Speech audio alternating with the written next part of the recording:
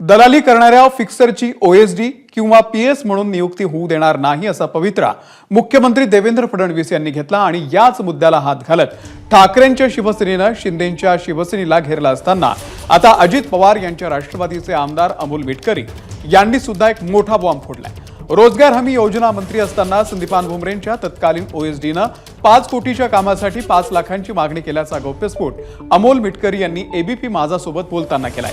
आता संदीपान भुमरेंनंतर अमोल मिटकरींनी तत्कालीन आरोग्य मंत्री तानाजी सावंत, माजी पाटबंधारे मंत्री संजय राठोड, कृषी मंत्री अब्दुल सत्तार यांच्या ओएसडींचं नाव घेतलंय। या मंत्र्यांच्या ओएसडींचा अनुभव चांगला नव्हता असा गंभीर आरोप करत अमोल मिटकरी यांनी अप्रत्यक्ष एकनाथ शिंदे यांच्या शिवसेनेला लक्ष्य केलेलं आहे। 4 खाते अशी होती की ज्यांच्या ओएसडीच्या सोबत संपर्कात असणारे काही स्वीय सहाय्यक हे सातत्याने आमदारांच्या संपर्कात असायचे। माझ्यासारखा माझ्या पक्षाच्या इतर आमदारांना पण तो अनुभव आहे।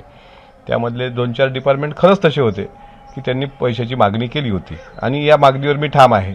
त्यामध्ये मी भुमरे साहेबांकडे असलेलं जे खातं होतं फलोत्पादन आणि रोजगार हमी योजनेचं, त्यानंतर तानाजी सावंत यांच्याकडे आरोग्य खात्याचा कारभार होता, अब्दुल सत्तारांकडे कृषी खात्याचा कारभार होता, संजय राठोडांकडे मृद व जलसंधारणाचा कारभार होता। जर एखाद्या संबंधित काही आपल्याला त्या भागाचं काम करून घ्यायचं असेल किंवा निधी घ्यायचा असेल, आमदारांना निधी घ्यायचा असतो, त्यावेळेस त्या ओएसडींच्या खाली सुळसुळाट असायचा आणि त्या सुळसुळाटमधले गोंधळातली लोक साधारणपणे यायची, संपर्क करायची, मला न करता प्रत्यक्ष, कारण होऊ शकते बाबा कॉल रेकॉर्डिंग व्हायरल होईल म्हणून माझे जे काही स्वीय सहाय्यक असतात मुंबई आणि इथले सोबत मुंबईला, त्यांच्यासोबत पण संपर्क करायची की बाबा थोडं आम्हाला देवाणघेवाण केली तर आम्ही मग ते ओएसडींकडे देऊन तुमचे कामं मार्गी लावू।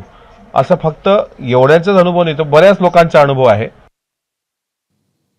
दरम्यान या आरोपांनंतर आता काँग्रेसचे प्रदेशाध्यक्ष हर्षवर्धन सपकाळ यांची सुद्धा प्रतिक्रिया आलेली आहे, आपण पाहूयात। हे स्पष्ट होत आहे आणि सरकारमधलीच माणसं जर आता त्यांची वाभाडी काढायला लागली आहे तर फिक्सर मंत्री कोण एकदा सांगून टाका, ते फिक्सर आहेत हे स्पष्ट होत आहे आणि सरकारमधलीच माणसं जर आता त्यांची वाभाडी काढायला लागली आहे तर फिक्सर मंत्री कोण एकदा सांगून टाका।